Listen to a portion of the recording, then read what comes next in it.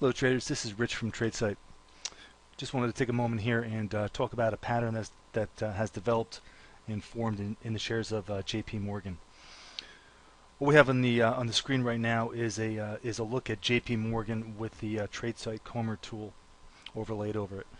So what we're doing is we're looking for potential inflection points here as revealed by the objective identification of the Tradesight Comber.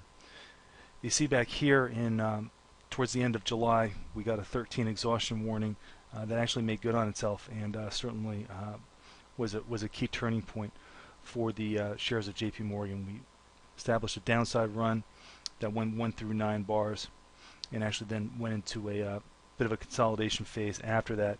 So certainly exiting the market or playing the short side after that 13 was definitely advisable. Now, if I can turn your attention to the more recent price action. We had this drive up into the end of 2013, came up just a little bit short of reaching the exhaustion. We did record the exhaustion warning here at near the beginning of the year of 2014. We have been since plotting the risk level, which is essentially the stop loss level, which is still in place. We don't have a close above it just yet.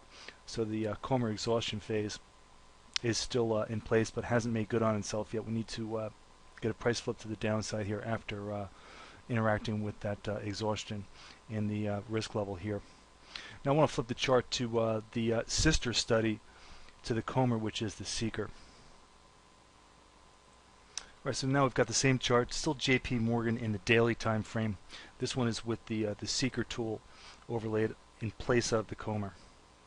So you see that we got our 13 on this tool just a little bit early. Remember, the Seeker tends to be a little bit more aggressive and a little more free flowing as far as generating signals than the Comber. We did get an impulse to the downside, but we did exceed the risk level. But importantly here, we did get a really nice signal here at pretty much what was the important inflection point here, which was really the low point of this shaking out before we produced this higher high here out of this base here that we were tracing out in the beginning of the third quarter. So as we're moving along here, you can see that we did get up, break through the static trend line. We did 9 bars up and actually extended beyond 9, which is fine. And we've now produced our 13 exhaustion warning. We've got our 13 exhaustion on the Seeker now at range high on the chart here. The risk level is a bit higher on this than on the Comber because it's working off of this candle right here. I'll plot it down for you. The risk level is actually up here because we got the signal a little bit later on this large candle. But nonetheless, we do have a signal to the downside here in JP Morgan in both the Seeker and the Comber.